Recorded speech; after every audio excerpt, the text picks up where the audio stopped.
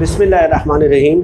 अस्सलाम वालेकुम नाज़रीन, मैं हूं जमशेद अंसारी। नाज़रीन, आज की वीडियो में हम ये कोशिश करते हैं कि इस बात का अहाता कर सकें कि पीपल्स पार्टी और सिंध हुकूमत जो है वो मुसलसल ऑब्स्टिकल्स और इम्पेडिमेंट्स क्रिएट कर रही है, रुकावटें खड़ी कर रही है कि एक जो JIT बनी थी उज़ैर बलोच के, जिसमें तहलका खेज़ इंकशाफात शामिल हैं और जो लियारी गैंग वार के हवाले से है और कि उसको किसी तरीके से पब्लिक करने से रोक दिया जाए और आवाम के सामने न लाया जाए। लेकिन दूसरी तरफ इस हुकूमत की ये कोशिश है कि वो JIT रिपोर्ट आवाम के सामने आए और लोगों को हक़ाइक़ मालूम हो सकें कि अमन के अलम बरदार जो आजकल 2-3 सियासी जमातें बनी हुई हैं उनका मकरूह किरदार क्या है और कैसे वो लियारी में गैंग वार को बढ़ावा देते रहे हैं और सियासत की आड़ में कैसे जराइम को प्रमोट करते रहे हैं। चुनाचे उस JIT रिपोर्ट को पब्लिक करने के लिए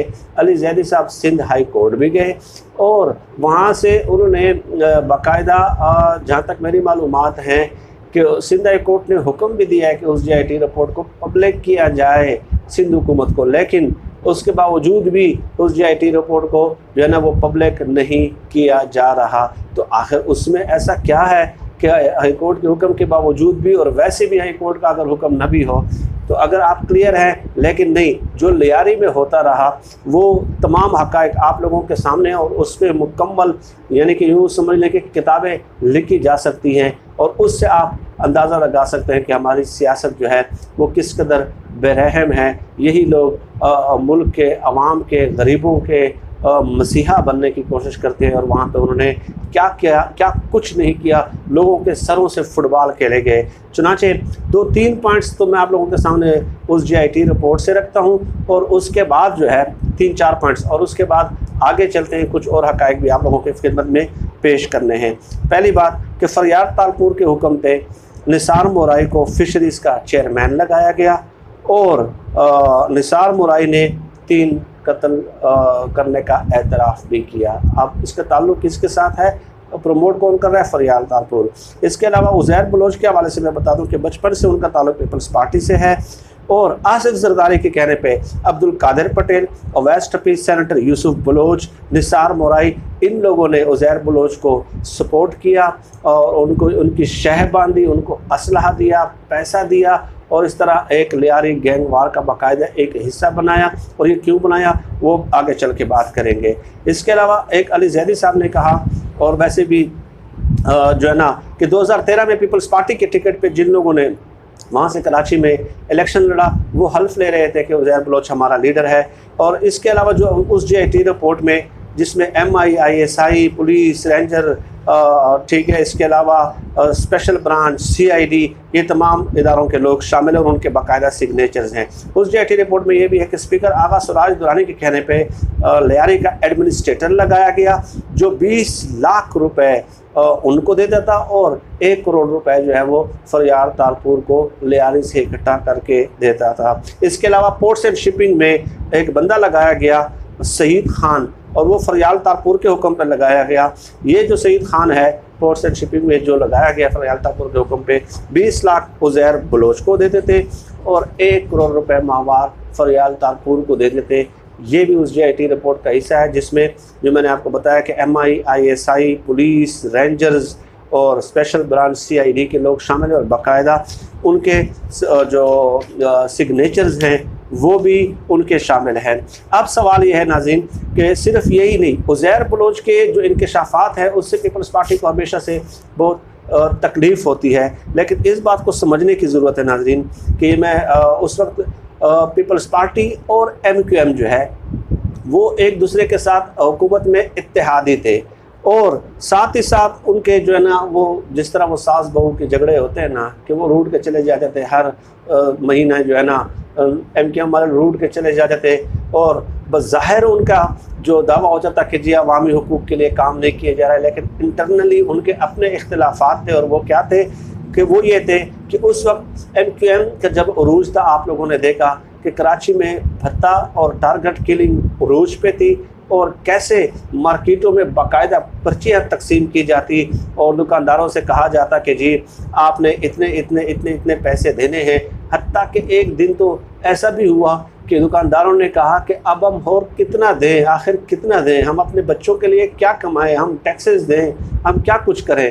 तो उनको अगवा करके उनकी बोरे बंद लाशें जो हैं वो आप लोगों के सामने आप लोगों ने वो पढ़ा है, देखा है, और उनकी कोई माजी जो है ना बईद की बात मैं नहीं कर रहा। खैर होता ये था, तो उनके इसी उसका मुकाबला करने के लिए, इस फ्रंट पे मुकाबला करने के लिए पीपल्स पार्टी ने भी जो लियारी में है वो गैंगस्टर्स के ग्रुप बनाए, और इससे पहले जो था वो रमान डकैत वगैरह, वो एक अलग तफसील है, वो भी अगर टाइम मिला तो मैं आपको बता दूंगा। लेकिन उज़ैर बलोच को उनका सरगना था पीपल्स पार्टी के हिमायत याफ्ता ग्रुपों का, और उज़ैर बलोच को ये टास्क दिया गया कि आप जो MKM के लोग हैं उनको जो है ना एनकाउंटर करें। चुनाचे लियारी में डेथ स्क्वाड बनाए गए, और MKM के लोग या दूसरे लोग, दूसरे जो ताजर वगैरह थे जो बता नहीं देते थे, उनको भी उज़ैर बलोच ला देते, और उन डेथ स्क्वाड में जो है, डेथ स्क्वाड्स में जो है ना उनको कत्ल कर देते थे, निशाना बनाते थे। और ये सब कुछ होता किसके हुक्म पर है? आसिफ जरदारी साहब के हुक्म पे। और आसिफ जरदारी साहब अपने फ्रंट मैंस के ज़रिए, जैसे अब्दुल कादिर पटेल, नसार मुराई, सेनेटर यूसुफ बलोच, मैंने आप लोगों के अवैस मुजफ्फर टपी वगैरह मैंने बताया कि वो मुसलसल धड़ाधड़ जो है ना उनको असलहा देते रहे। तो अब आप एक तरफ बताएं कि एक तरफ ये दो पार्टीज़ इत्तेहादी थी, और दूसरी तरफ वो उनके गैंगस्टर्स ग्रुप्स भी थे, और गैंगस्टर ग्रुप्स जो है ना वो कराची की सड़कों पे जो है ना वो खून की होलियाँ खेलते रहे। और आज ये लोग जो है, आप बताइए कि हमें बताते हैं कि सियासत जो है ना, सियासत तो उसूलों की सियासत तो हमने की है, उसूलों की सियासत अगर कोई सीखना चाहे तो उसके लेक्चर्स हमसे लें, ठीक है। यही लोग हमें बताते हैं, और ये एक बहुत बड़ा अलमिया है। मैं बिल्कुल सियासी वाबस्तगी से, बखुदा सियासी वाबस्तगी से हट के ये बात कर रहा हूँ। कोई भी पॉलिटिकल पार्टी जब इस किस्म की एक्टिविटीज़ में जो है ना वो इन्वॉल्व हो, और फिर इस किस्म के लेक्चर भी दे। नाज़रीन, रमान डकैत के हवाले से मैं एक वाक़या आपको बता दूँ। BBC की वेबसाइट पर भी आप देख सकते हैं कि उसमें वो लिख रहे हैं कि 2008 में 2007 में 18 अक्टूबर 2007 को जब हमला होता है बेनज़ीर भुट्टो साहब पे कराची में, तो उस वक्त उन्हें उनकी ज़ाती रिहाइशगाह बिलावल हाउस तक बहिफाजत पहुंचाने की जिम्मेदारी आपको मालूम है किसने दी? रहमान डकैत ने, ठीक है। और उसके बाद उसके रास्ते उससे अलग हुए, पीपल्स पार्टी के साथ इख्तलाफात हुए, वो एक अलग कहानी है, ठीक है। लेकिन ये किस कदर ताकतवर इंसान था उस वक्त ये गैंगस्टर, कि साबिक वज़ीर आज़म को अपनी हिफाजत के लिए उसकी मदद दरकार थी। यानी आप बताइए कि बजाय इसके कि एडमिनिस्ट्रेटिव स्ट्रक्चर आपका इस कदर मजबूत होता, और इदारे, सिक्योरिटी के इदारे जो पुलिस वगैरह इस तरह मजबूत होते कि आपको उनकी हिफाजत की ज़रूरत होती। लेकिन ये बात रिकॉर्ड पे मौजूद है कि रमान डकैत ने ही उनको बहिफाजत जो है ना अपने घर तक पहुँचाया, और जिम्मेदारी ली कि मैं ये सब कुछ करूँगा। खैर, इसके अलावा नाज़रीन एक और बात कि उज़ैर बलोच ने 158 कत्ल का एतराफ़ खुद किया है उस GIT रिपोर्ट में, और इसके अलावा उन्होंने खालिद शहनशाह के भी कत्ल का एतराफ़ किया है। खालिद शहनशाह चीफ सिक्योरिटी ऑफिसर थे जो बेनज़ीर भुट्टो साहबा के। बेनज़ीर भुट्टो साहबा जब लियाकत बाग में, तो ये जो कमेटी चौक रावलपिंडी के साथ है, कि वहाँ पे जब वो स्टेज से उतर रही थी, तो उस वक्त उतरने से पहले खालिद शहनशाह जो है वो बहुत डाउटफुल और बहुत मशकूक किस्म के इशारे कर रहे थे पीछे खड़े होके।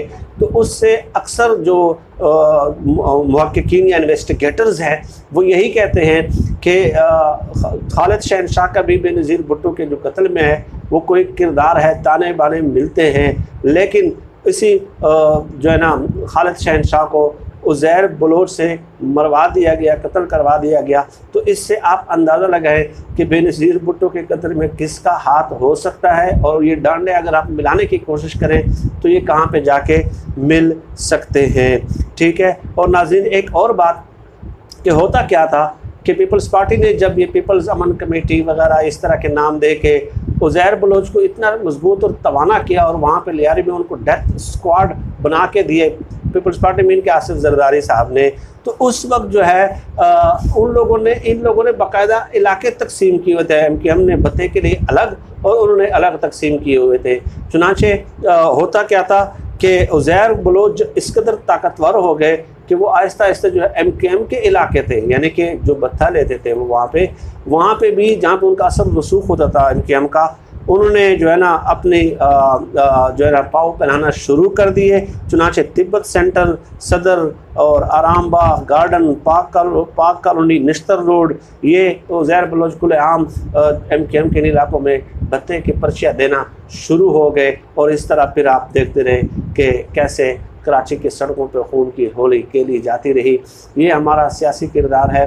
नाज़रीन, क्या कहूँ मैं इस पर कि एक तरफ हुकूमत में इत्तेहादी भी है और एक तरफ गैंगस्टर्स की ग्रुप भी है और एक दूसरे को सड़कों पे खून बहा रहे हैं। और उसका जो इम्पैक्ट होता है वो किस पे, कराची के आम लोगों पे होता रहा, क्योंकि वो बेचारे ताजिर जो है ना या तो MKM को भत्ता दे या आपको दे, वरना जो है ना या तो 90 में निशाना बने या लियारी में डेथ स्क्वाड का जो है वो निशाना बने। तो बहुत बड़ा जुल्म हुआ है। और इस रिपोर्ट का ताक़ुब करने पे, JIT की रिपोर्ट का ताक़ुब करने पे मैं कहीं काफ़ी अर्से से जानता हूँ कि अली ज़ैदी साहब बहुत अरसे से इसका ताक़ुब कर रहे हैं। और ज़ाहिर है वो हुकूमत अब तो फेडरल मिनिस्टर है, तो वज़ीर-ए-आज़म की भी उनको हिमायत हासिल होगी कि हाँ आप इस रिपोर्ट का ताक़ुब करते रहें और उसको पब्लिक करवाने के लिए जो है ना आप अपने हाथ पाँव मारते रहें। तो ज़ाहिर वो अदालती फॉर्म्स पे ही जा सकते हैं। उसके बाद सिंध हुकूमत का ये इख्तियार है कि वो पब्लिक करे या ना करे, लेकिन अदालती हुक्म के बावजूद भी सिंध हुकूमत इसको पब्लिक नहीं कर रही।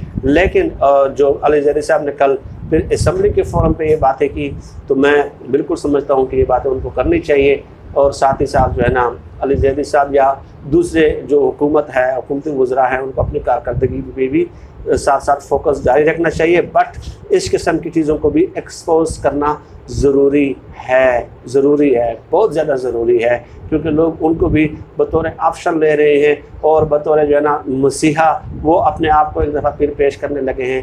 तो ऐसी कोई बात नहीं है नाज़रीन। खैर, इस किस्म की मौज़ूआत में मज़ीद बात होती रहेगी। आप सब लोग अपना बहुत बहुत ख्याल रखिएगा। मुझे अपनी दुआओं में ख़ुसूस तौर पर याद रखिएगा। अल्लाह सबका हामी और नासिर और पाकिस्तान जिंदाबाद। अल्लाह हाफ़िज़।